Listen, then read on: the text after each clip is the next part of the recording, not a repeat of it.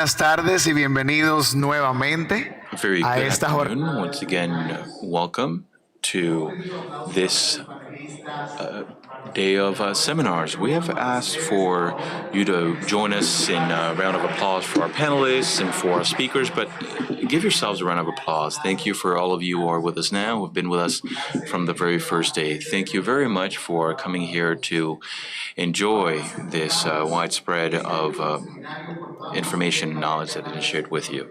Now we're going to discuss the private sector in Latin America and the Caribbean, especially understanding how important of a role it plays in the development we want for our countries. Today we have clients and representatives of IDB Invest. That is the IDB Group entity responsible for creating projects and bringing capital to the private sector in our regions. We also have clients and representatives of IDB Lab, which is the innovation laboratory at the IDB Group. Thank you for being with us, and thank you for always being by our side.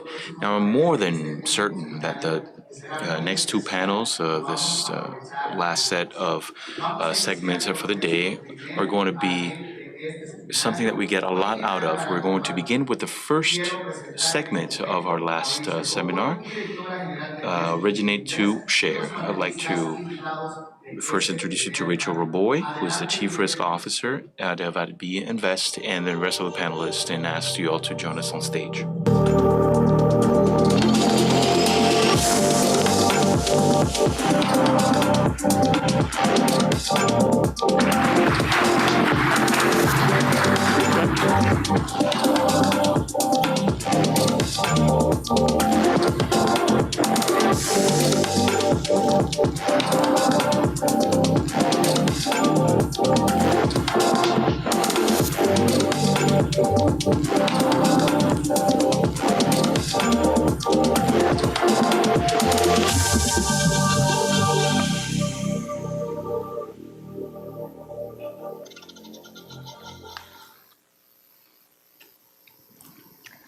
Hello, everybody. I'm thrilled to be here, and good afternoon. I am Rachel Raboy, the CRO of IDB Invest, and I want to welcome you to the private investment panel, where we'll be talking about how our new business model, originate-to-share, can make a difference to attract impact investors in our region. We must appreciate how the world has changed since 2016, when IDB Invest was first created. Today's challenges are completely different, are more complex, and to address them, we need to rethink how to solve them. So that's why IDB Group developed a new vision and a new model for IDB Invest. We've focused on becoming a bridge between development gaps in the region and investors, becoming the first MDB to transition towards what we're calling the originate-to-share business model. This new framework places mobilization and development impact at the center of all of our investment decisions, ensuring that we're crowding in private investors at scale, and we want this to happen at inception of a project and throughout the life of the projects.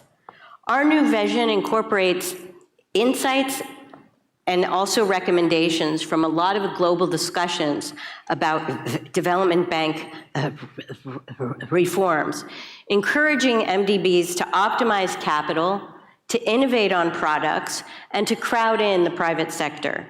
In our discussion today, we'll begin to unpack how our new model helps us accelerate investment and impact in our region. As we know, the emergence of sustainable finance remains largely untapped, and we're going to look to continue to tap that together. All the knowledge that we've gained creating products such as B-bonds, sustainability-linked bonds, and blended finance are continuing to grow that help us to solve the needs and to continue to attract investors. I have the pleasure today to introduce to 4 panelists bringing expertise on private sector investment in developing markets, and I'm pleased to call these panelists partners of IDB Invest. So I'd like to introduce you to our panelists today.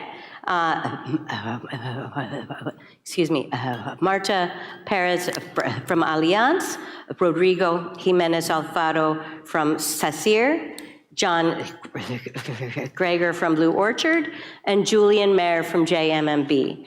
Thanks to each of you for joining us today on the panel. I'd like to begin with a question for Rodrigo. SACIR has been a great partner of IDB Invest over the years. Together, we've done a variety of emblematic projects in the region. We've done the Rumichaca-Pasto toll road, the Pamplona-Cúcuta toll road in Colombia. We've done the Ruta 27 project in Paraguay. We've done the Ferrocarril Central project in Uruguay. Can you tell us about the elements beyond the financial components that make you choose to work with an MDB such as IDB Invest? Bueno, primero, daros las gracias. Well, let me begin by thanking you for having me on this panel. I am very pleased to spend this time with you. Now, on the question, IDB as a multilateral offers a lot more than just financing.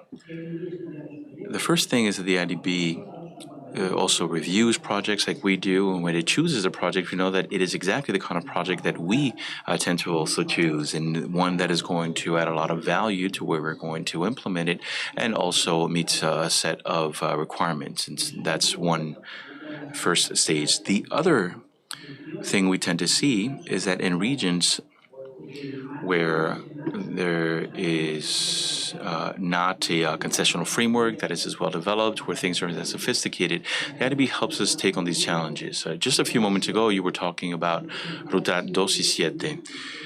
We were able to carry out that project and get approval from our investing committee thanks to the fact that the IDB Group, at the time the offer was placed, that bid gave us a guarantee of 50%. That's where we're able to get approval. We also have other examples. You talked about Ferrocarril Central, and that is a slightly more sophisticated structure that we're used to because there are a few tranches and bonds and banknotes, but there were different players, and that meant that the local funders had to also work with their national funders, and the IDB was able to help us make that connection and get to that international standard.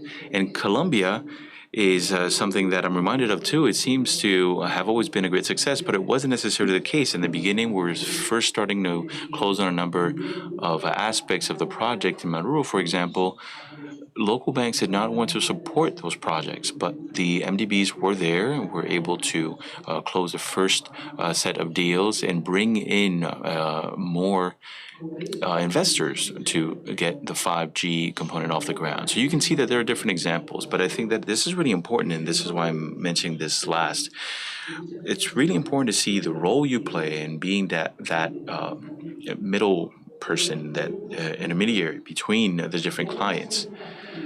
And through that facilitation, you help to structure the projects the right way and strike that balance with the risks and finding ways to implement it better. But during that implementation, you also play a key role, because when we turn to our clients, they tend to think that all we want is more money. Now, there is an aspect of it that is true, but it is not the whole truth.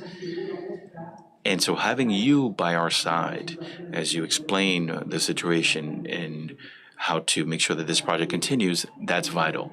And so the way I see it, in addition to the financing, which we do need, all of those other aspects are the reasons why we need to continue working with the IDB. Appreciate what you said about early involvement helps you and gives you the confidence to continue forward and your involvement in transactions. And I also fully align with what you say about problem solving.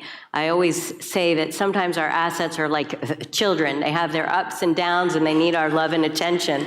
And so I really appreciate that, and I have a note on that. I agree with you. I agree with you 100%. I'd like to turn to Marta now, and since doing your first transaction with IDB Invest in 2018 for a renewable energy project in Uruguay, we're thrilled that Allianz has grown to be one of our strongest partners in the region. And more recently, Allianz came into the Ferrocarril transaction that Rodrigo just talked about for a significant ticket size. Would you walk us through what drives your investment decisions when partnering with an MDB, and particularly what role does de-risking play in that decision-making process? Well, thank you, Rachel, and thank you, IDB, for having me here today. It's been a journey since 2018. I think that transaction was our second transaction in Latin America.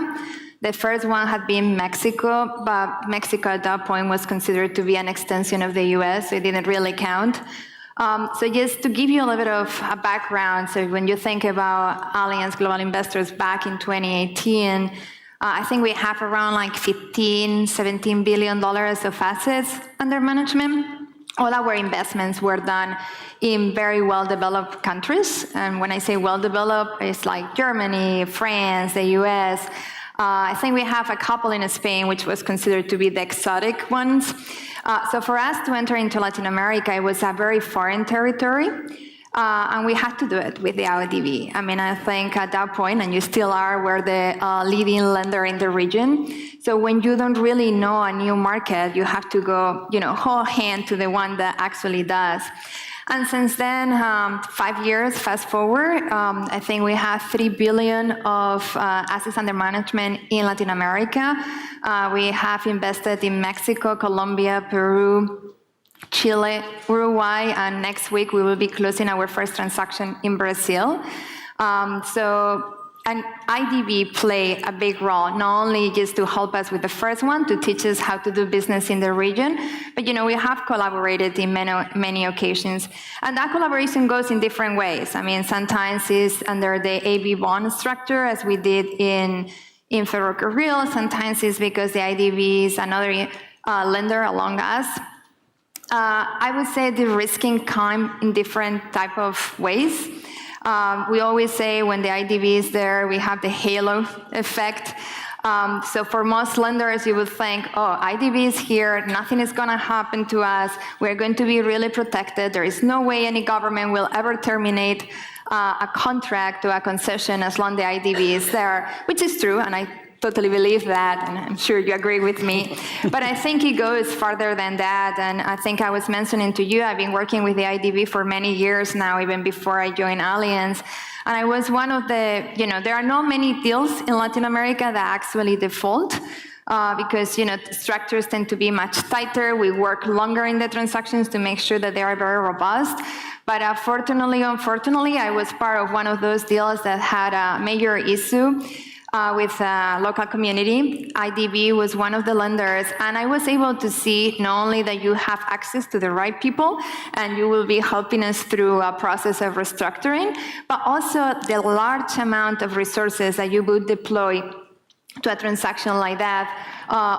And it's not just the people, because banks or institutional investors, we do not have those type of resources, but it's the expertise. I mean, you were able to help us in the remediation plan, you were helping with the restructuring. So to me, the risking is not just only that transactions are able to achieve sometimes a higher rating just because the IDB is there. That helps our investors, obviously, with their cost of capital. But there is a very large umbrella that comes with the IDB being part of us.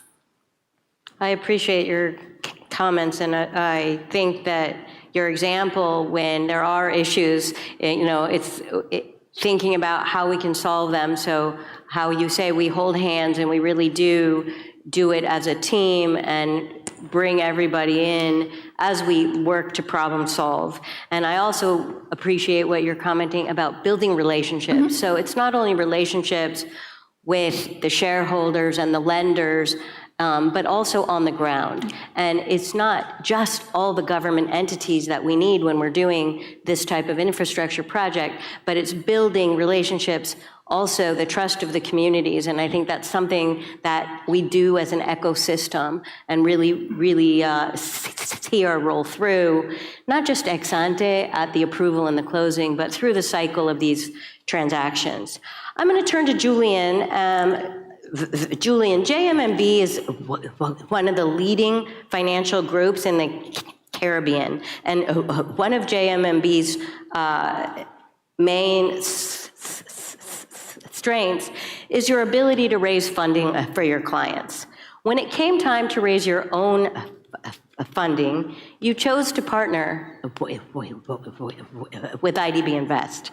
We closed our A loan together in 2020, and then we raised a $31 million syndicated loan in 2021. So first we closed for ourselves, and then we went out to the market to find additional funding. Can you share with us what drove your decision to partner with an MDB, and in particular to partner with IDB Invest? And tell us what you were trying to achieve in your financing goals. Sure. Well, being expected to provide funding solutions and access to finance for institutions or sovereigns throughout the region, we know one of the most important things is capability to execute. And we've had a long-standing relationship with IDB, and we've had other relationships with other MDBs that on a smaller scale. That we found comfort in that the execution capability wasn't questionable. We were confident that you guys would be able to get there, and therefore we felt firstly comfortable that we were at the right place to start the process, meaning we're working with people that could end it and complete the process, and that's the first important trigger for our choosing to work with you. The other side of it, or another component that was extremely important, is that in these markets that we operate within, on the ground in Jamaica, in Trinidad, in Dominican Republic, and yeah, we're very proud of being here. I'm very proud of the role that we've played in building and developing markets across the region. But in these smaller markets, you know, there is a level of, you know, they are island states ultimately, right? And when we think about risk, one of the principles of diversity, of diminishing and managing risk, really comes down to diversification. And a lot of us think about it only on the component of the asset side. So we think about, you know, I need to have a diversified portfolio, it's going to give me proper diversification. But when you're sitting in economies that are the size of any one of these territories, there's a high level of correlation. So we can diversify by industry. We can diversify in a number of other ways, structures and whatever else in asset classes. But it becomes equally important to diversify on the liability side because of the depth of the markets or the lack thereof. And your funding is uncorrelated risk. So right now, I mean, right now is a perfect time. We just came out of COVID, everybody's talking about inflation being this beast that may hurt us in so many territories. So we have, you know, we have monetary policy tightening, active in Jamaica, active in Dominican Republic, both of them are open markets in the region. And therefore, institutions such as ourselves and other FIs are going to be experiencing much the same thing at the same time. So when we think about refinancing risk and a number of other, and any other consideration that we may view as being potentially market disturbances that we wouldn't want to face at the time of a refinancing, when it comes to material financing, we do want to see diversification. We do want to see that there's a level of uncorrelation, and therefore we can diminish the extent to which a refinancing becomes an actual liquidity risk. So that was also an important component. We also would have looked on what the relationship means. So we would have had a full discussion with you and the team about what we'd be rolling out, the fact that we'd also be looking to do, tranches for distribution to a broader universe. And we accepted that going through this process, and it was assumed from the start it would be a painful, intrusive one. And it was less painful, but certainly intrusive nonetheless. So we would have gone through all of that with the understanding that on the other side of it, we would have benefited from getting, I guess, to even know ourselves better, because we were evaluating even our own portfolios by metrics that we wouldn't have before. But also ensuring that others got to know us better. And in that exercise, we would have had participation from, Blue Orchid and others who would have joined in and had a reason to take an exposure in Jamaica and it was specifically for the Jamaican bank, and in a Caribbean entity within the financial sector. Being players as we've always been in the securities dealing industry, we're very well aware that when people think about taking exposure in the region, they typically think sovereign only. And they think along the lines of who are your serial borrowers, so you have a reason to go and spend the time in a research department, getting to understand Jamaica, getting to understand Dominican Republic. But to go deeper than that and think about the actual industries operating within the countries, that is a slightly longer stretch. And as one of those industries, the financial sector, and a player in there, this relationship would have brought about international investors getting to understand a local player in the financial system. And that is invaluable to us. We know what we do, and we do tick the boxes of development. It's a fundamental theme of ours. So we didn't have any questions as to if we would satisfy your criteria. But we also would have never exposed that type of investment thesis and the way that we operate to the rest of the world if it weren't through collaborating, with IDB Invest. So we're happy to do it, and we're here a few years in, and happy to be sitting on the floor here and talking with the rest of your team. I appreciate that. Thank you. It's interesting to hear you talk about the first, when you looked at the thesis for, why IDB Invest, it began with, okay, the diversification. And as you worked with us, you mentioned trust, also relationship, and also delivery. And so when we talk about the word partner, it's fantastic to hear how that all came together.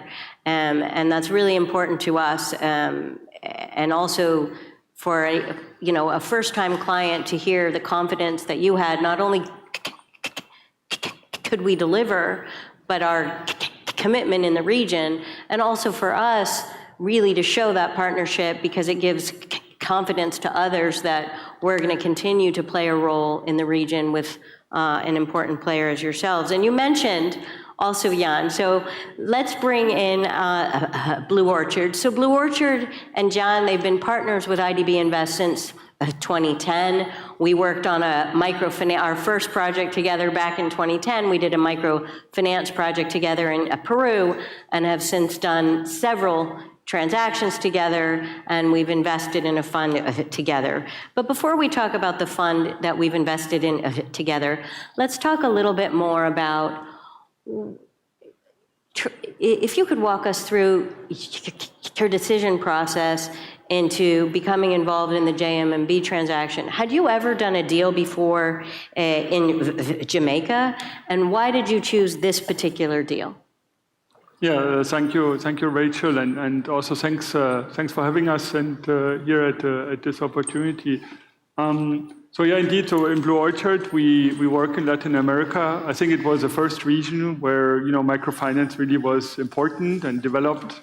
And so alongside Blue Orchid too, and we have a physical presence in Lima since 2007. With a large team, there are like about 15 colleagues there, in Lima working on Latin America. We have invested since about 3.5 billion or so in the region, across many institutions. So when you talk about, these projects are like children, I can really relate to that, because it's, really we have a lot of different projects that we have to look at in the same time how they develop. And one key element is that, and you mentioned this, is really this diversification element, and it's really about risk management within a portfolio that has a strong regional component on one side, but is also a global portfolio at the other side, which are most of the funds that we do manage. And so diversification is a key element, and this diversification also has a country dimension. And so when there's an opportunity in countries where we are not yet present, like Jamaica, there could be other countries, then that it's really interesting for us to engage. And it helps us, again, in this diversification, and the fact that the IDB Invest has looked into this, and you described the process, how you learn more about your own organization through the due diligence. So, that is really something that gives us also comfort. When we underwrite such deals, we look at, what is the quality of your work that you've already been doing. And over the years, we got really comfortable in working with IDB Invest because we really know, sort of the quality of underwriting that you do. And I think another element is then over time, these sorts of investments, if you think from an international or private investor perspective, there's a lot of risk perception when it comes to certain regions. Now, specifically the Caribbean, there's a lot of perception, and you mentioned, people like to go into sovereign. Yeah. There's a lot of risk perception. And so one way how to work on that is really over time building a track record of successful transactions. And really then being able to build that track record together, I think will help us also in over time changing that perception, because ultimately we will have data to show that transactions are successful, and being successful, we're able to change this perception, right? So I think that is where another element comes into this sort of decision, is when we say, let us build together that track record of transactions that can change the view that markets have on some of our countries and regions. That's amazing, because I think you both mentioned diversification, which is very important, and you found a good match in that. The other thing about this particular partnership is that when Blue Orchard came in, it wasn't just to take part of a B loan, but it actually purchased a piece of IDB Invest's early exposure. And so this is really an early example of originate-to-share, where we can bring to the market very good assets and also introduce new players. So it wasn't the region you didn't know. Maybe you hadn't been to Jamaica before, but $3.5 billion in Latin America. And also, so I really think that partnership and early evidence of our model truly working, and that's exciting to see. We've talked a little bit about the different products that we've worked on together with each of you.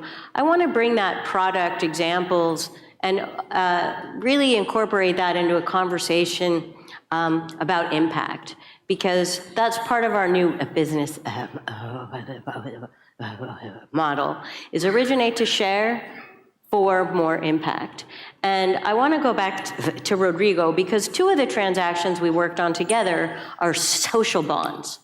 Can you talk to us a little bit? Why did you decide to use the social bond product? And tell us about the benefits that you saw in doing that in terms of your financing options. Bueno,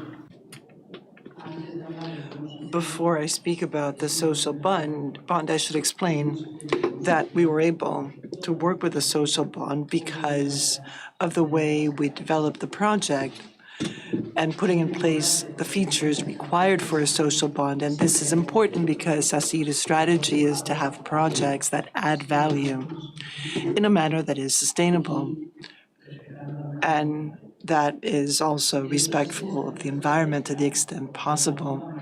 And we do that because it's the only way we think we can continue to be a profitable company and at the same time be sustainable in the long run. So that's how we issued our first social bond and the others you've mentioned. And that helped us, and it had a positive impact for a series of reasons.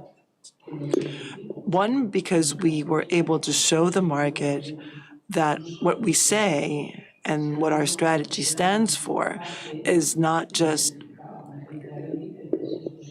what we say, but rather we had rating agencies saying, yes, this company is doing things right. It is meeting all the criteria for a social bond, and that was significant. Another positive example is that other investors like Marta, well, unfortunately, it did not bring the price down, but they were more eager to participate in the project. So it's not just about pricing.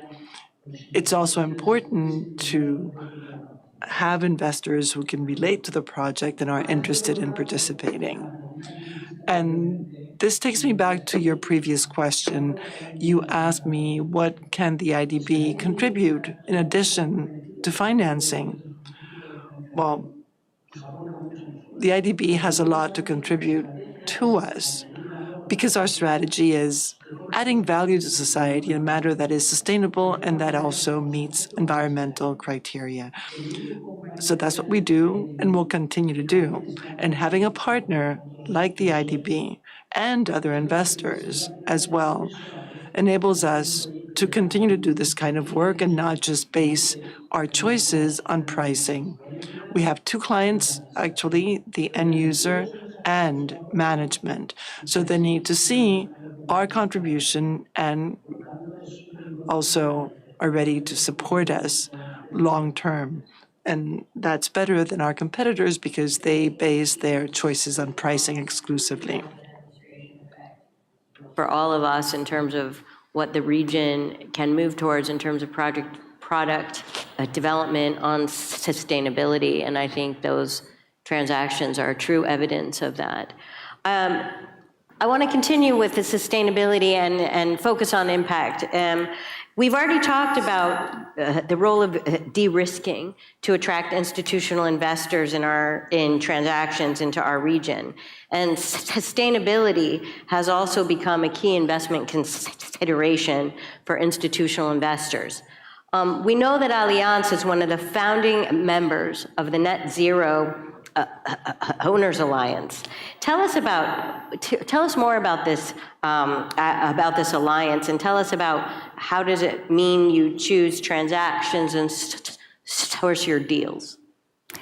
Yes, so I think Allianz was one of the founders back in 2019. I think since then there is 88 members, $9.5 trillion of assets. So it's been a long way. I think for Allianz, this was very important. We kind of saw how the business practices disregarded societal and environmental impacts on the society. And they wanted to change and have a more standardized business practices, and same thing for reporting. And there is something that you cannot do alone. So they had to be part of this joint community. For us, sustainability, ESG, has become very key on the selection of our transactions. And I would say it goes equally with pricing or risk profile. As we evaluate, and we have Rodrigo bringing us a transaction, we would just look at the risk profile. We will look at the pricing just to see if this is something that would work for him, would work for us. But then we'd also look how that asset fits within our sustainability guidelines. And it is a very detailed process, and we have to go through different things and just make sure that it fits.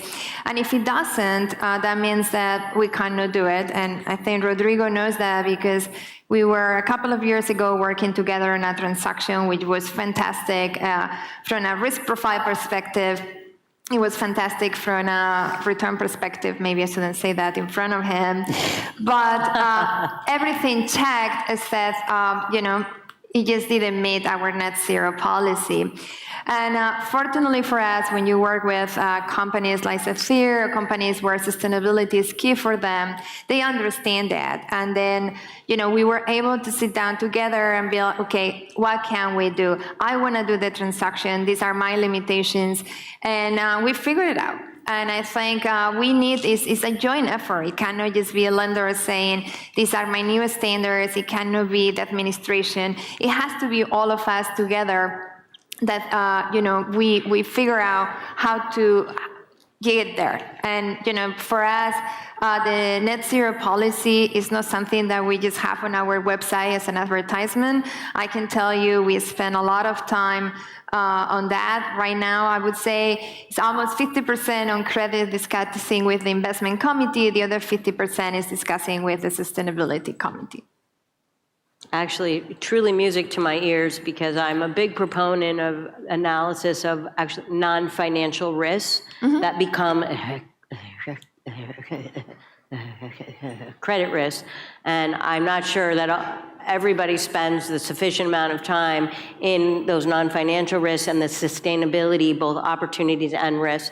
So I think we're well aligned on that. The other comment that you made is about reporting. And there's so much reporting that we need to do, all of us, whether it be on compliance, on sustainability, on impact. And I think in the future, that's one area that I think, I'd love to continue to have that conversation, because I think the complexity of different reporting standards makes for more reporting probably for all of you. So I don't know if you have any feedback on that. I would say something there, because when we work with large corporations like Zephyr, they have their own sustainability teams. They know exactly what we need in terms of reporting, and it's very easy. I think at this point every party understands what they need to do. But in Latin America, when we work with the smaller developers, sometimes that's a deal breaker for us when we say this is the requirements, the reporting requirements we are going to have to have every year, or even some of the information that we request just at the beginning in order to evaluate a transaction. They don't know how to, they have the information, they just don't know how to provide it to us. And I think for an institution like the IDB, where and I think going back to what Rodrigo said, it's not just you bring financing or you bring the availability to finance a project. There is a lot of knowledge that you bring to the borrowers. So I think in terms of reporting and in terms of sustainability and the standards, that's something where I think the IDB can play a key role for those smaller companies, those smaller developers that they want to access the capital markets, but they are not able to because they just don't have the required tools to do so. And right now, for companies like mine, we can't, it is a complete deal breaker. Thanks for that. It's labor intensive, and also sometimes I think a labor of love, and part of our additionality in terms of helping clients bring them up to the international best practices in terms of reporting. So that's something to take away with us. I want to go to Julian now. As a financial institution that operates in the Caribbean, can you tell us some things that JMMB is doing to create impact in your interventions with your clients? Sure. So we have always, had a strong ethos that a strong environment is good for business, and we've worked very diligently over the years to go and target areas where we've had weaknesses or we felt needed to be served to overall strengthen the economies in which we operate. Since starting our relationship with you guys, we really had to spend a lot of time. So I'm listening to the reporting questions, and honestly, I laugh about it because, in our loan management systems and so forth, there was never a field to say, okay, who owns this company? What's their agenda? Who owns the company? Sure.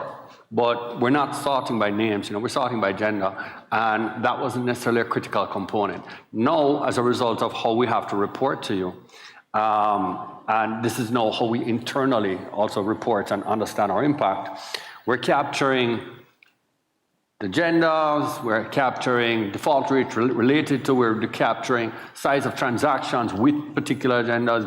We're doing all of that, and what we realized, and within certain segments, of course, in SMEs, we got very deliberate with ensuring that now that we're going to be paying so much attention in such a deliberate way to doing this and measuring it, we're going to ensure that we do it even more effectively than we would have done before. So we developed SME centers resource centers in each country. So we have one in Jamaica, we have one in DR, we have one in Trinidad. And you can go on our website, you see it's accessed to everybody. I mean, none of you qualify, but you can tell whoever, right? And people are able to get on there and get the sort of personal interaction and guidance that changes the types of credit we end up looking at. So a lot of the SMEs in our countries, which are education-wise and capital-wise, there are deficiencies. We know that we have to help. So we help with writing business plans. We help with preparing your financial statements. We help with mentoring. We do all of this, and we may not even get that person as a client. They may ultimately choose a different bank. It's not tied. There's no correlation between the two. We're just running these centers as centers for development. And we do have a strong focus also on women, which we have, it goes on this name, powerful, right? Interventions that are targeted on the woman, and their specific needs. And it runs all of these same trainings around money management, all the things that would be typically important to a female entrepreneur or a head of family, which so often happens to be women. So we're now running these centers that are creating a better universe for us to actually fund, and we're pushing out, of course, the funding for those who choose to work with us on that. And we're finding a great response. I'll say that we've had an increase, now we're measuring it, in the numbers of loans being provided to women. We also see that the dollar figure that we disperse to women, not because we have anything against men, but it just happens to be more per individual transaction, and their default rates are significantly inside that typical to males. So we're doing those initiatives, but we of course also are in a less, I guess you won't find this on the website, but we're also, of course, getting out there and having these very detailed and deliberate discussions with all the rest of businesses as well, to try and encourage them to show to us how it is that their own activities align with what it is that we care about with regard to the ESG types of goals. So we're forcing them to look deeper within themselves to see how they can also make an impact. And to the extent that that helps them, when discussing with us a funding transaction, then there's a healthy synergy, and as a result of it. So that's what we've been up to. I appreciate it, and I've seen firsthand, I think, your commitment to building the female asset class, and I want to applaud you for that. I want to turn to John. So not only have we partnered on transactions, we've now invested in your Gender Lens Fund. And I want to talk to you, if you were to give us some advice, as IDB Invest embarks on its originate-to-share business model, how do you see firms such as Blue Orchard scaling up your own activities to accompany us on this venture? Yeah, sure. And so the fund, so that the gender lens strategy you mentioned is really a good example, because it's one of these strategies where we have what is called blended finance structure. So there's an investment that works through a structure where you have investors from the public side, such as the IDB. And then you have private investors that join together and then, invest together in a particular region, particular topic. And so here, this strategy is built on the idea of a regional focus, so Latin America, Caribbean focus, but additionally, it has this idea of fostering, inclusion of women-led companies in the portfolios, and you mentioned that, that how many financial institutions are getting on that journey, but it's also, fostering inclusion more generally of other minorities, that have access to finance in the same way, as a majority. And so, this is a topic which is, I think, for anybody that has experience or lived in Latin America, that's something which is sort of the day-to-day experience. There is still exclusion happening, and from basic services such as financial services. And so for us, that strategy therefore made a lot of sense. However, now, if we want to bring in private investors in such strategies, so really, and that comes the point of scalability, because really the private investment is going to be needed for this scalability. We need to have structures where, part of the risk, and here again we come to the point of risk perception, but part of the risk is been taken over by public entities. And if that is a structure then that works, actually it can be really successful. And this strategy, it's been not even a year, it's at about 100 million or so in commitments, so it's also developed really nicely. And so it's a good example of how we can really make that work. So stepping in with sort of a seed capital for strategies like this, and on that basis then getting into private investors. So then really you have this public-private partnership working for a specific goal. And here it's really about, again, inclusion of women-led companies. There's a lot of challenges we have in terms of reporting, the available data, and you mentioned all the topics, so I'm not going to repeat. But what's really here important is that the fund has mobilized an additional facility that is called technical assistance. And what's the idea with that is to say, okay, we know that different companies are on different stages, let's say in their gender and diversity journey in a way. And some are really advanced, some are sort of beginning, and so to support the companies in that development, that is an additional investment, and therefore these technical assistance facilities, they make a lot of sense, because you have the need not only to work on the outreach, so really we get to finance companies led by women, but also we get to talk to the company about their own sort of diversity, internally in the company, and we get to talk about the reporting. And you mentioned the reporting too. Without the reporting, we can't really, go out, talk to private investors and say, this is a gender-focused investment if we don't have the reporting to back that up. So that is really key, and therefore working with you guys and other companies on that reporting is so important. And you mentioned leverage, and I think, when we talk about our new business model, interesting feedback about how we have to have the confidence to be an early first mover and how you're able to leverage that confidence with other investors. So at actually risk of extending ourselves, I'm going to challenge each of you for the speed round. And the speed round, I'd like each of you to provide closing remarks. And in your closing, I'd ask you to incorporate either lessons learned or any recommendations for IDB Invest as we work, one, to scale up, and two, on our originate-to-share business model. Tell us your advice. Let's start with Rodrigo. Bueno, Well, I would ask you to keep doing what you're doing. That's number one. And number two, help us address the risks that have to be managed by either party, the way you've done in the past with the advice you gave us. I think we worked well together to do things more efficiently and in keeping with higher standards. It's important to support projects when they need it, and then hand them over to other investors who may be more comfortable with that, bring us more investors like Allianz, and then also try to identify the risks to be managed.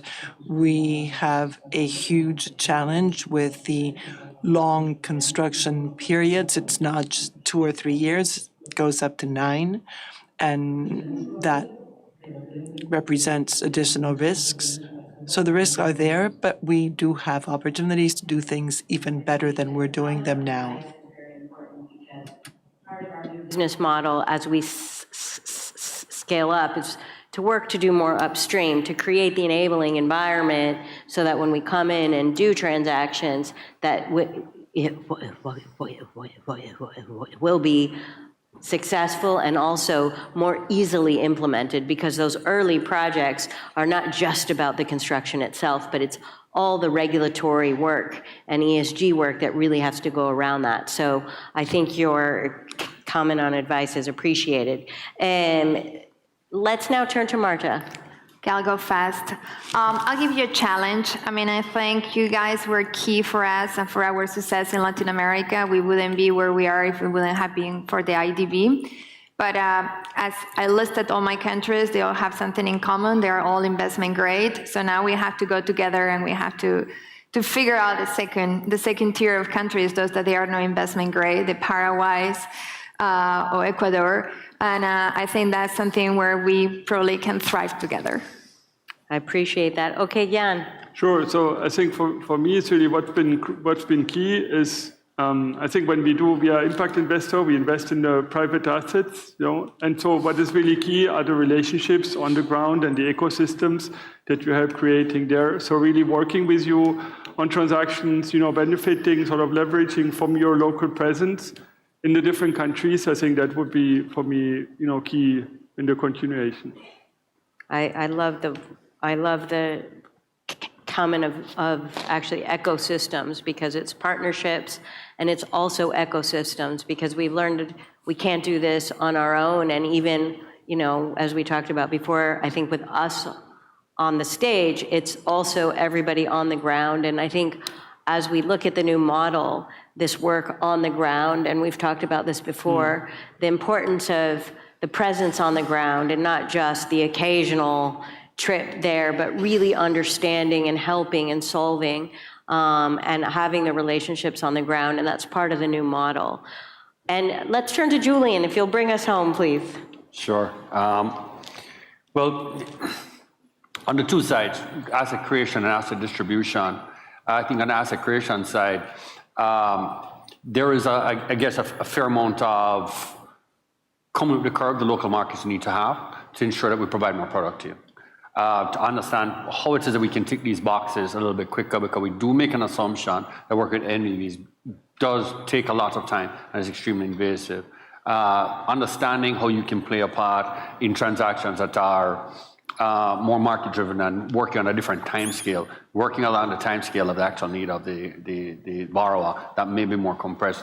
I think that's a communication thing, and that's therefore fairly easy to solve.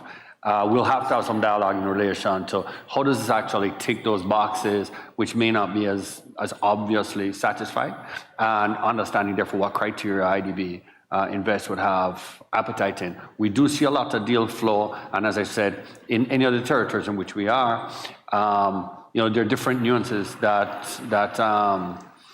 can impact executability. Having a party that is uncorrelated to that is a useful component, and therefore, once we complete the discussions, I think the flow side will be cured. On the demand side, as far as local players playing a larger role in taking up some of the distribution of the assets and deals that you're a part of, the fact that you work along with a principle of market-based pricing. And therefore, to the extent that the market players are there and they're looking, of course, on a transaction that would have gone through a deep amount of diligence, then I think it does tick the box in the same way it tips it for Rodrigo, it ticks it for Jan, it also ticks it for Marta. That these are the kind of credits that we'd be willing to expose ourselves to, and it's within a pricing range that falls within what we'll be targeting anyway. I don't see that we have to do much work there other than because investors naturally would want it. Other than in some of the territories, there are restrictions that will limit the ability of players to play. So in some territories, you have concentration issues with regard to currency, with regard to single issues, with regard to industries, with regard to secured or unsecured. These are nuances that are country specific. And when you navigate, and we have some countries that actually have currency restrictions completely, right? That causes quite a bit of distortion. I think within the region, to genuinely get full regional participation rather than isolated regional participation, we do need to look at what are those limiting factors, and IDBs with the halo effect is a perfect player to have at the table, to have those discussions because, the money does wish to express itself, and the credit work you guys do certainly helps to open the door for the investors to get comfort to participate. So I think we're on a good footing already, and there's a lot more to come as we get to see how we can flow deals into IDB Invest in a more efficient way as a part of our normal distribution process that's active in the markets. I can't wait to see what's next. I think we've had a great conversation about products, about impact, about how to work with IDB Invest, and also early conversations about our new business model and originate-to-share. So I want to thank you for your partnership. I want to thank you for your participation in this panel. So I would ask the audience to please join me with a warm round of applause for the panelists.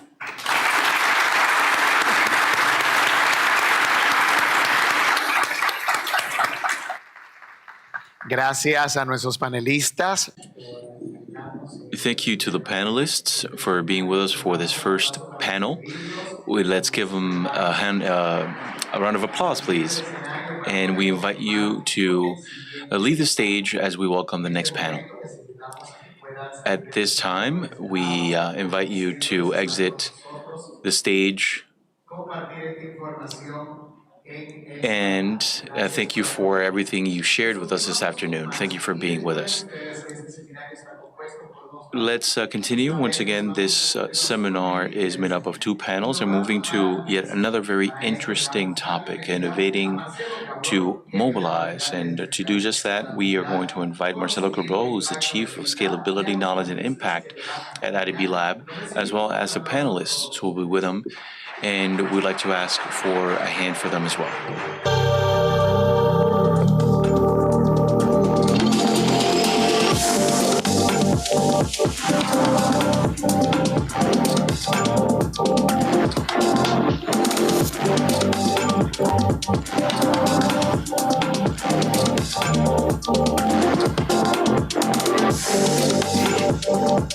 Ay, gracias.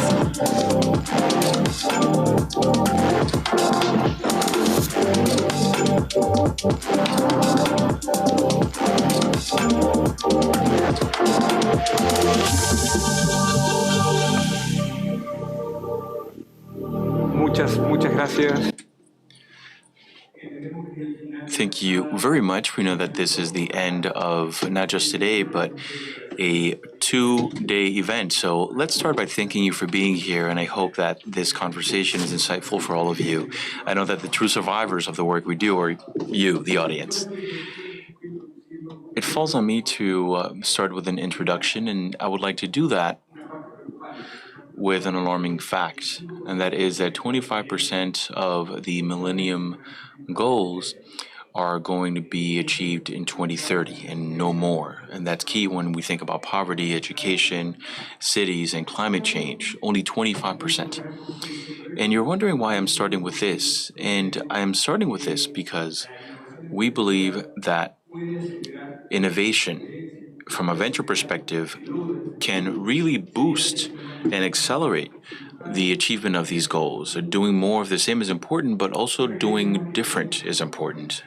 When we work with all of the partners I'm going to present to you shortly, we understand that in addition to these partners, we're to work with a lot more. And so it's not about any one partner. Lastly, just a few numbers, and these are the concerning ones, and this is why we have this title for our panel. And it is that in 2021 and 2023, during that period, the capital for venture innovation was $6 billion, and it dropped to $4 billion. And of that, only 80%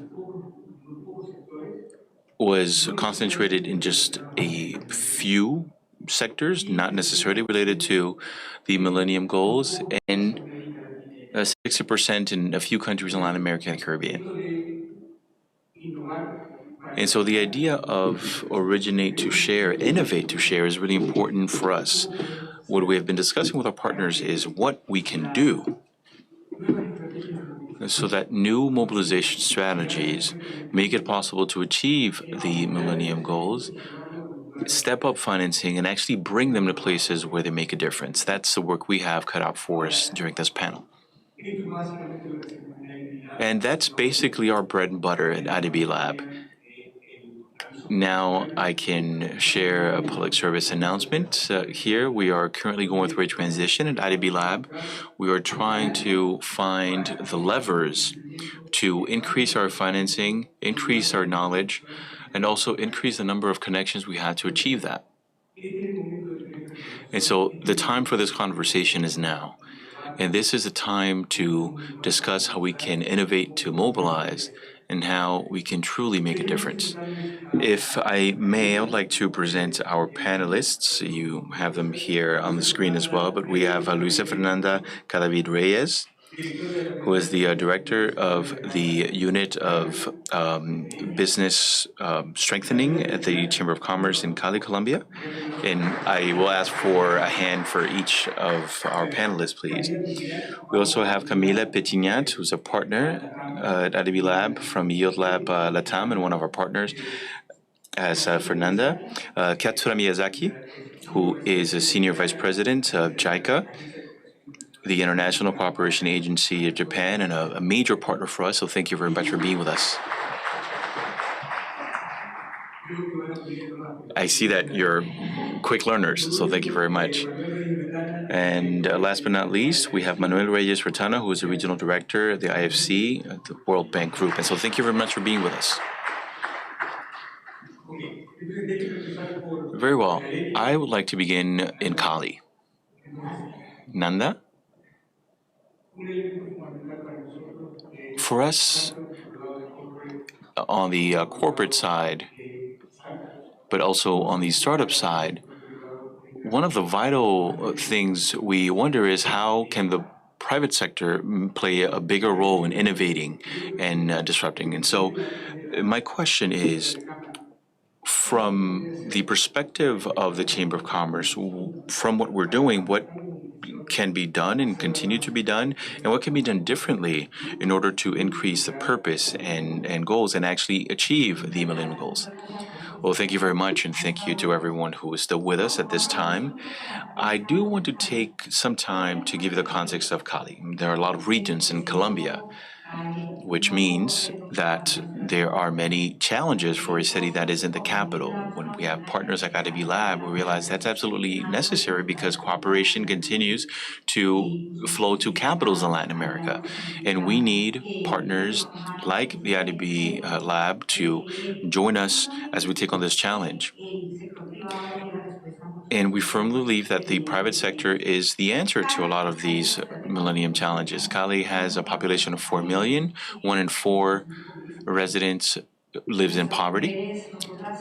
Our women, we continue to face significant gaps. 68% of micro businesses has a low productivity and they're women-led. But when we move to high-impact entrepreneurship, women only account for 20%.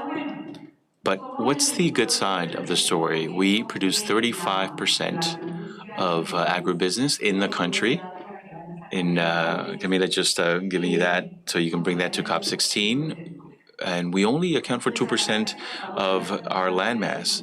Our exports are the most diverse and sophisticated in the country, which means that we do have what it takes.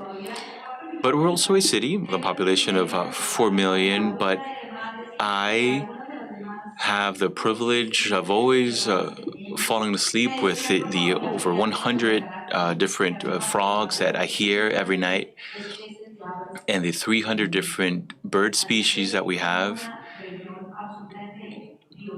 We are a biodiverse region, but we cannot talk about biodiversity, but rather talk about diversity.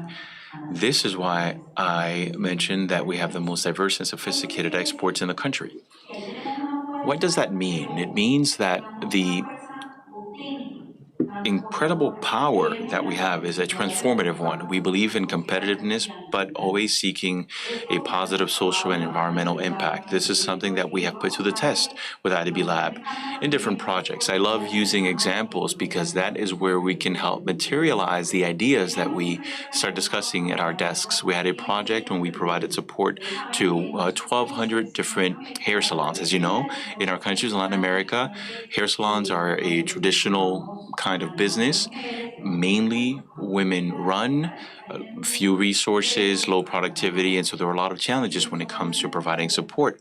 And all of a sudden, we get an entrepreneur who shows up with an innovative idea. They created an app in which every hair salon can register.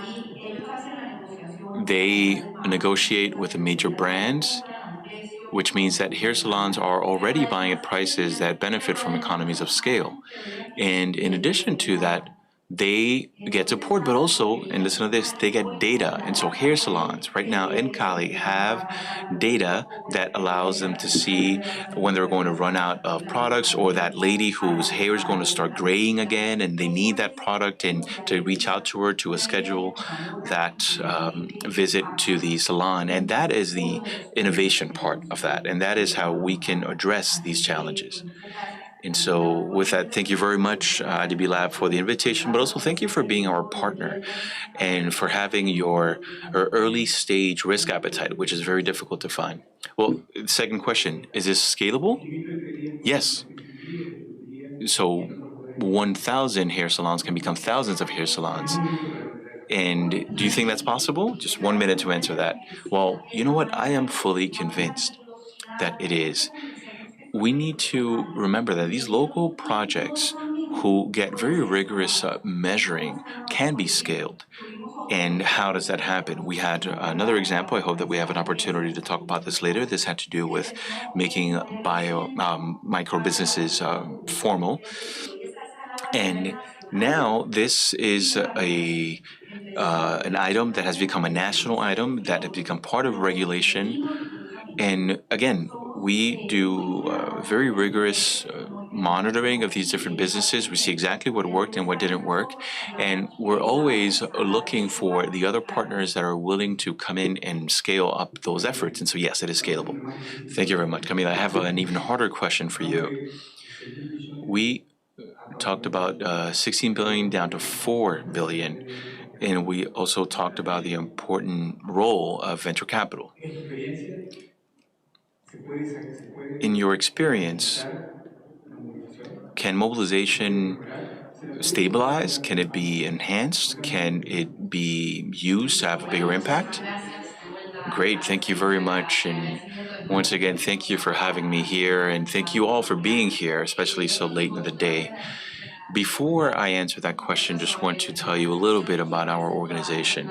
I represent IDB Lab Latam. This is a venture capital fund that specializes in agri-food tech.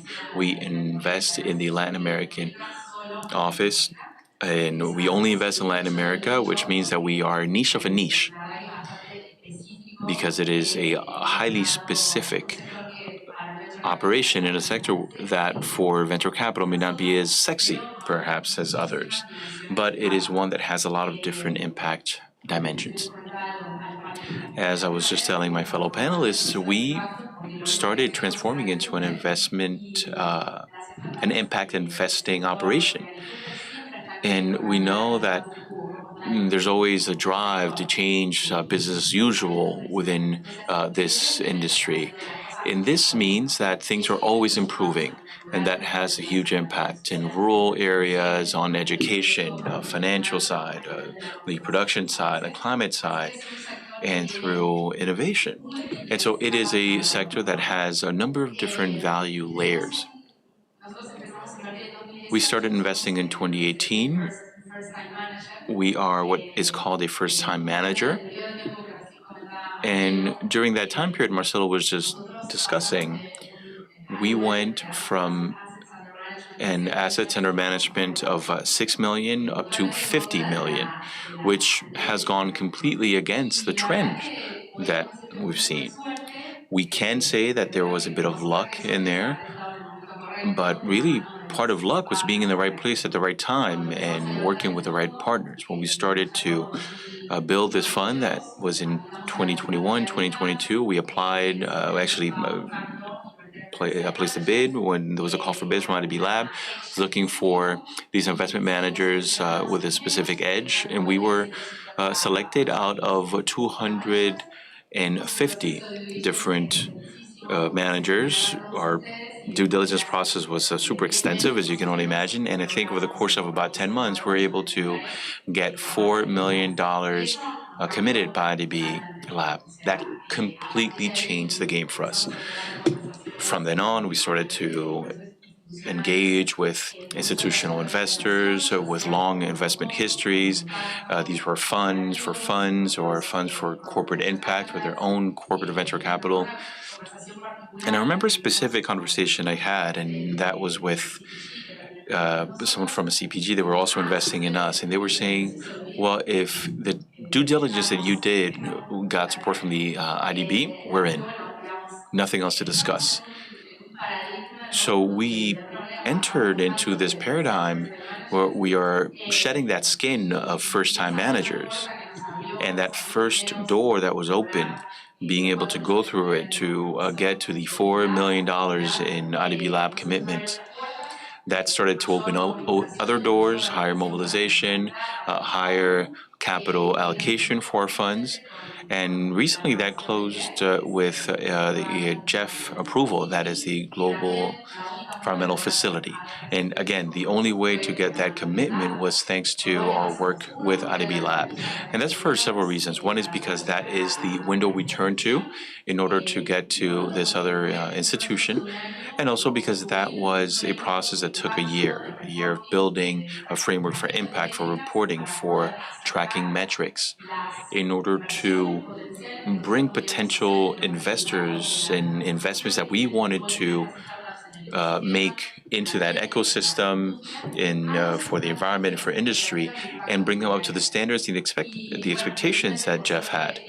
Fortunately, and very luckily for us, that brought us even closer to our goal, which is to have a $50 million fund that we're going to be closing in a few months, and so we're almost there. But the only way that was all possible, on the one hand, was to have having the right partner, IDB Lab, which is the top investor in Latin America for these kinds of projects, and it has been the case historically, and that opens a lot of doors. And on the other side, it's making sure that it was the right time, and the fact that we had a value proposition that was very specific for the kinds of funds that needed allocation. These were the funds that seek to have an impact in Latin America and leading to a financial transformation in the region. And as we always say, the only economic sector with this degree of potential and so many dimensions of value is agri-food. Environmental, social, education, economic, climate. And so we're thrilled to have been able to leverage all of those partnerships and to be in a stage when we are rolling out that fund, and we have a lot more to do. I have another question for you. This will be for later, but perhaps this is homework for you. But what could we have done better as IDB Lab? I would love to hear your recommendations to understand how to be even better partners. So thank you for the initial endorsement too. Katsura. You traveled the longest to be here, and we really appreciate that. Yes, thank you very much. So we've been talking about financing quite a bit. Let's move now or add the issue of knowledge and connections. Yeah. So JICA has been a great partner with a great belief, and the belief was essentially that we can connect at the global level, startups, innovations, Yes. and entrepreneurial. What can we do better? And what have you done in terms of connecting with us that really has made a difference for you as a partner?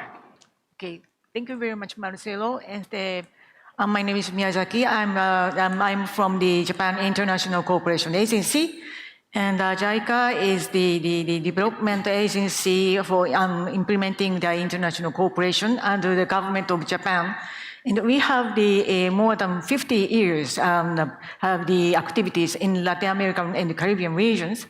And we have the 23 offices in the LAC region. And yes, we now need innovation because we are facing multiple crises such as the infectious disease, climate change, and natural disasters, and also the conflicts. And so the innovation and the ecosystem for the creating and innovation is truly important, I think. And JICA is a bilateral organization. That is the strong point for us. Not necessarily I want to emphasize Japan, and I want to emphasize a bilateral organization that is different from the IDB or the IFC. So I mean that we have the very strong connection with the Japanese startups or Japanese company.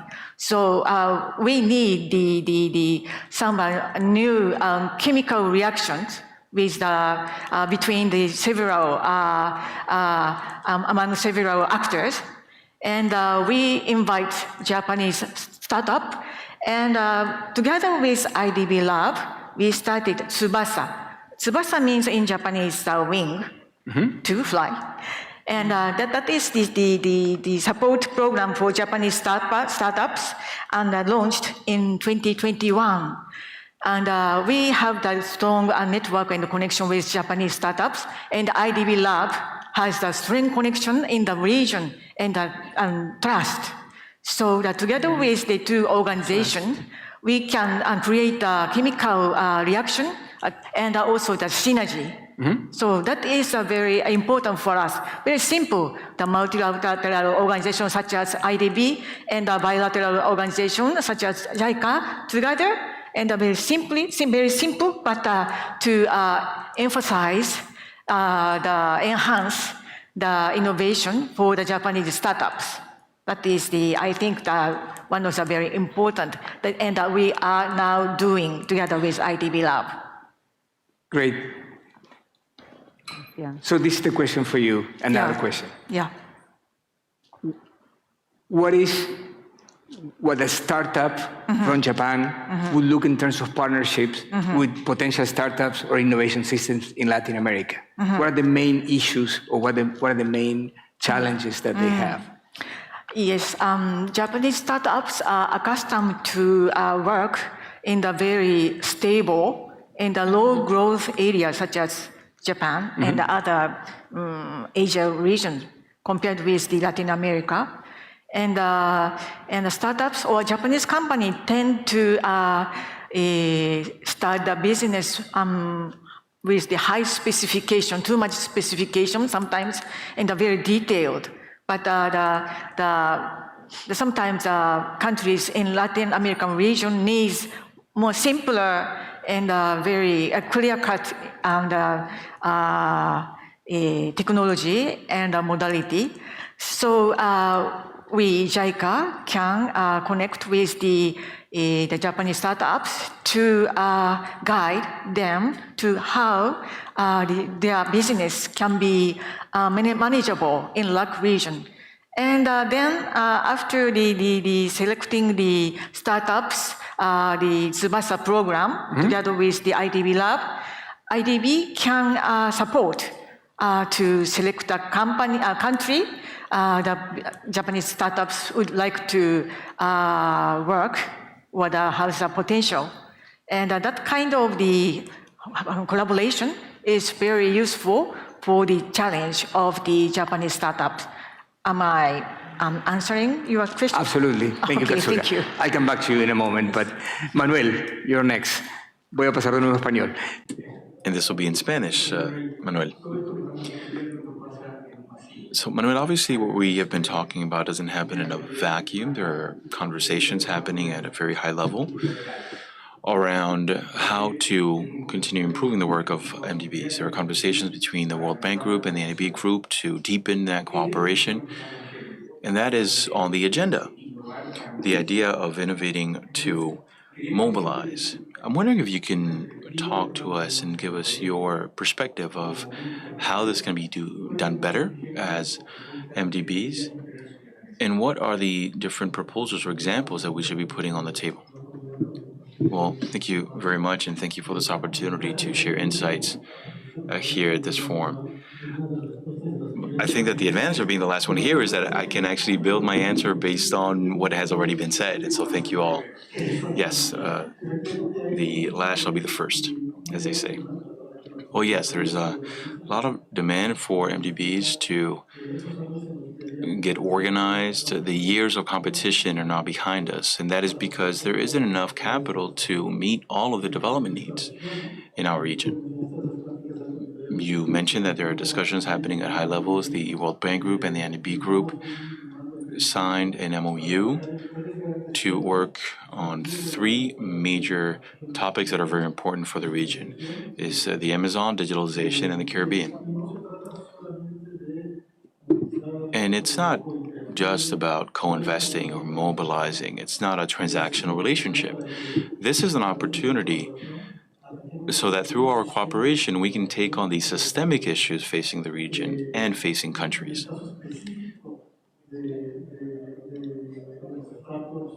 In the specific examples of startups and innovation, and if I can build on what has already been said, there are very clear challenges that we can take on from different angles, like scalability, for example. This is something you mentioned, Miyazaki, also being able to take on major challenges by taking smaller steps, just by focusing on cost effectiveness. Camila, something you said that was very interesting too was the growth trends for the fund that you work for and the trends in the region. And so the question is, can we find the factors that allow this fund in particular to have a trend that goes the other way from what's seen in the market, and how can we replicate that? How can we leverage that knowledge to benefit other funds in the region? Also, looking at the experiences in other regions and other countries, there was a question that you were asking Miyazaki, and it had to do with how to make connections at a global level and how to compare the environment that entrepreneurs have in Japan compared to Latin America. We have three examples. I've seen three different platforms that we have been using, and they are either regional or multi-regional in nature. IFC Startup Catalyst, Global Ventures, and Scale X program. They have different features, they target different markets. But they have given us a certain degree of replicability that has helped increase volume. That said, there's still a major opportunity to develop a way to address the systemic issues, and that requires replicating this experience throughout the entire region. And this is where I think your question hits this right on the head, at how to work together to take on these challenges and not simply throw money at the problem. How to work intelligently so that we can create a self-sustaining ecosystem. We've been talking about systemic problems and the fact that there are too many problems. That's one issue. We also know that there is very little known about systemic issues that can be found from one region to the next that require a global solution. And so, would you agree in saying that we have too many problems and many times we have a problem focusing on the right ones? You say yes. And now, next question. So the challenges in Africa and in Asia and these solutions, can they be brought into Latin America and the Caribbean? What's the best way to do that? Well, the answer to that is yes and no. I think that in some ecosystems there are some similarities. Sure, I know we have many challenges. Yes, but let's speak regulations. And some that we find in a number of different regions. We see a need to develop and to ensure that regulatory environments evolve so that entrepreneurs can actually start businesses and actually take on this task. And so that's a problem that isn't regional, it's global. Another issue has to do with access to capital. The panelists before the start of this panel and I were discussing the amount of capital available and how many projects need capital. And that disconnect between these two realities, what's missing in the middle? That's not a problem exclusive to Latin America. We see that in South Asia, in Africa, in Eastern Europe. There's something there in the middle that needs to be addressed, and it has to do with the knowledge and creating the kind of environment that makes it easier for entrepreneurs to do that work. I think those are the two main ones. The third one, and this can look different depending on where you are, what country, what region, and it has to do with potentially political, social, economic volatility. And that can also impact an entrepreneur's ability to start a business, to innovate, and to grow. Of course, every region faces its own challenges, but we have found that there is a common denominator. Great, thank you very much, Manuel. When I ask about other regions and learning from other regions, and JICA has a global reach. So I would love for you to share with us some of the things that you've seen in other regions that you might see applicable to Latin America and the Caribbean, or the other way around, so we can learn about that kind of exchange. Yes. Yes. And we are doing the project in the world. And we have the 20 strategies by each sector. And before, we are concentrating the operation on each country, but these days we have noticed that it is not enough to enhance our impact. How we how can I say involve the whole world to solve the similar problems. And we are now thinking to if we do some project in Asia, for example, and some challenges exist, and we apply these challenges and revise it to the other regions. That kind of how can I say, reaction has not existed before. But these days, we are doing such kind of not necessarily in the region, in global approach, what we JICA call a global agenda. That is one of the challenge we are doing. But only one problem is how it is very difficult to measure the impact of each global agenda. So now we are, how can I say, considering how we measure and how we set the indicator. That is the key to apply to the one country's or one region's result to apply to other region and globally. Yeah. That's brilliant. I mean, the issue of impact and impact measurement and how to do it at a global level, especially talking about global goods, global public goods, which is something that we're also trying to push from the side of innovation for the rest of the IDB Group. And we have that challenges. So we should talk at this point after the panel. Okay. Camila, te di un deber. I assigned you some homework, so let me come back to that. What can we do better? And if you have any comments about the other questions. I'm going to piggyback on what Manuel said. Again, connecting it with what I said at the outset. Why are we special? I think that we are playing a role as an intermediator, because we still have many connections to make. And I think creating a context is not all that easy to measure. You can't charge for that. You can't make money by doing that. So when you say creating context, what do you mean? Well, it's like generating a context fostering conversations, networking, but connecting them systemically, not transactionally. We're trying to create spaces where conversations can happen, and we're not limited to mainstream conversations. And we've done that from the very beginning.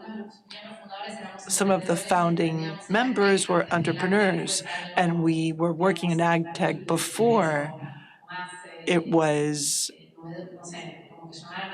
well known. It wasn't. Back in 2010, there was no spotlight on ag tech. The concept did not exist. So we were like the Lone Ranger, is what we say in Argentina. The entrepreneur has to do everything. We had to educate investors. We had to educate our lawyers so that they could help us develop the investment instruments we needed. We had to develop our products. So we had to do everything, also connect with the ecosystem. When we began to invest in 2018, we would say we need to have an ecosystem that supports the investor. And that ecosystem, that context, which connects projects, startups, people in the field, and capital, which is up here. So that's where IDB Lab comes in. It helps us create that type of context. Obviously, it could be more streamlined, and we can say that about any multilateral organization, but it does perform an important role. And it is one of the ecosystem facilitators in Latin America. So we need IDB Invest to be more nimble, but we also need other players to come in. We need the corporates, we need companies, businesses in the sector. The only other player is the IDB. So what could the IDB do is help more traditional companies in the sector, in the region. We have major players in the food sector in the region. So get them on board with innovation. I always am leery of big words. I don't like hub, I don't like systemic, because I'm not sure what they mean. So I think it's important to define what you mean so that we can all be on the same page. So, Menda, you were saying yes when we said it should be systemic. A Chamber of Commerce does that. It does make for systemic change. Well, you could say that we connect private sector, cooperation, and the public sector. Private sector and public sector. So we are the hinge. These are huge problems. Poverty, inequality, climate change. Where do you even begin to propose a solution? You can't approach this unless you do it systemically. I understand that a young person in Cali not able to find a job, this is something for the education sector. Our young people, or rather, it's education and health, they can't perform on tests because they don't have normal muscle mass and they don't have the education. So that's a public policy issue. What does the private sector have to do with this, especially venture capital? It seems to be far from the conversation, at least that's my impression. What I would say is that if you start out from a public policy standpoint, it's too much. We think that the solutions have to be bottom up. So if you take one of these issues, for example, what we were talking about a few minutes ago, formalization. In Colombia, it's been 30 years. We've had formal business rates of 30-some%, barely. I don't remember the exact numbers, but what did we do? The private sector decided to address this as a marketing, as a competition issue. Why were they not formalizing their companies? Well, because they could work under better conditions. So we were able to understand why those small companies were not willing to join the formal sector, and we decided to work with something we call the minimum effective dose. In order to scale this up, from the private sector standpoint, we have to be efficient. And we've been going back and forth. Either we have very deep programs and we have companies grow fast, but then it's too expensive, and then we swing to the other extreme and we have many companies, and I forgot the word I was going to use, and by having so many companies, we lose depth, and so we again swing back to having fewer companies. We need to be obsessed with scalability, otherwise we're not going to find the sweet spot, which is the minimum efficient dose. And we have to do that based on a very deep knowledge of how the private sector works. Then you can have your numbers, you can have your evidence, and move to a public policy level. But starting at the top, when you have a multi-factor problem, is very difficult. Manuel, I was looking at you. Before you speak, well, Luisa and Camila's comments were very interesting. Should I ask you a question, or do you just want to go? No, what Camila was saying is essential. It has to become an environment. The context has to become an environment. And one player cannot cover it all. So what is very important is for us to figure out how we can mobilize multilaterals, development organizations, bilateral organizations like JICA, to mobilize players and create a setting that makes it possible to replicate and scale up without having to solve the same problems many times. That's where we get stuck. Instead of having an enabling environment where the problem is no longer a problem, we keep doing the same thing over and over. That, I think, is where we need to start. I think I'm understanding the word hub a little better. We said that venture capital in Latin America and the Caribbean was only present in a few sectors.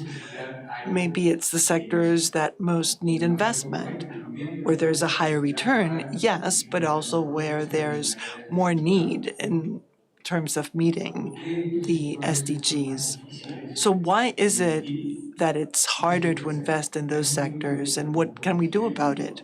3 minutes. That's a very good question. I think that it's a combination of factors. One is knowledge. The sectors that have the highest impact are maybe more difficult sectors because there's a correlation between the ease of operating in a sector and the impact it can have. For example, consumer goods in a region like Latin America with a relatively young and growing population. I would venture to say that it's a done deal. Trading in consumer goods, clothing.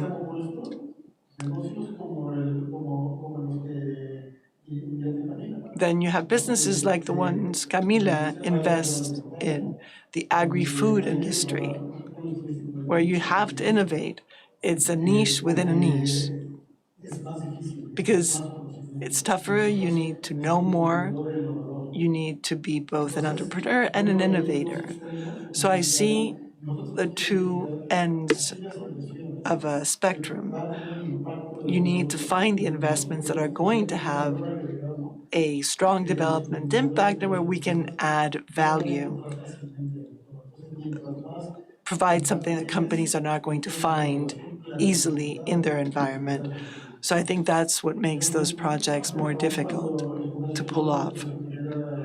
Trade does generate wealth, but buying and selling goods in general terms does not have the same impact as a new technology an innovation, a new approach that makes it possible to solve a problem in climate change, nutrition, education.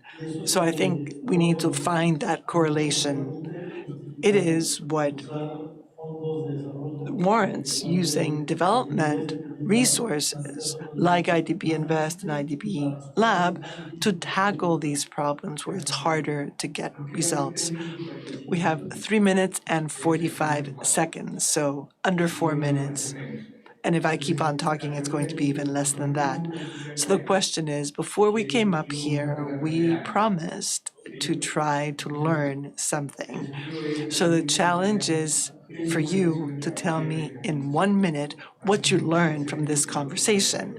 I know it's hard to do, but I would love to get that from you. Manta, you want to go first? Are you volunteering? Well, what I learned, and first of all, thank you to our panel member from JICA. Her important message for me was having trust, trusting an institution like IDB Lab, and that trust is essential to work in an investor ecosystem. It makes it possible to bring all the other players together and having them operate within one system. Thank you for that. Camila, for me, it's interesting to hear from organizations like the IFC or IDB Lab, where even though they're doing good things, they continue to explore how they can do better, how they can evolve. We would tend to think that they're well-established institutions, and even so, they still see a role for innovation. And I think that is a new mindset that is here to stay. It's not just innovating in technology. Innovation is not limited to a technique. It's a mindset. So it's important for us to all rethink what we need to do to make all this happen. And this means going beyond my job description or even my organization. And the new business models that we're starting to see, I think, are important. I found that to be interesting. And a lot, I noticed that very important issues regarding there is a very difficult sectors and not necessarily, not easy, but less difficult sectors, and we have to select and focus because our resources are very limited. So I have to learn a lot, and also I am in charge now of the Latin American region, but we have a lot to learn from other regions. So I have to make an effort to collect the information from the other regions also. Thank you very much. Thank you, Katsura. Very appreciated. Manuel, un minuto. Manuel, you have 1 minute. What I take away from this conversation is having realized that combining different visions, different experiences is essential if we're going to innovate. And hearing from Camila, Amanda, and Katsura, I've been able to see things that is hard for us to see from our corner, from where we stand. And the same thing I'm sure happens with IDB Lab. If we don't have a 360 view, it's going to be very hard to understand all of the angles that are important to do what Camila said before. How do you create a context, a setting that becomes an environment? And so that we don't have to correct the same mistakes over and over. I think that's it. We finished. We had 6 seconds left, so that ends it for us. Nanda, por estar aquí, por la conversación. Thank you for being here. Thank you for this conversation and for helping us learn.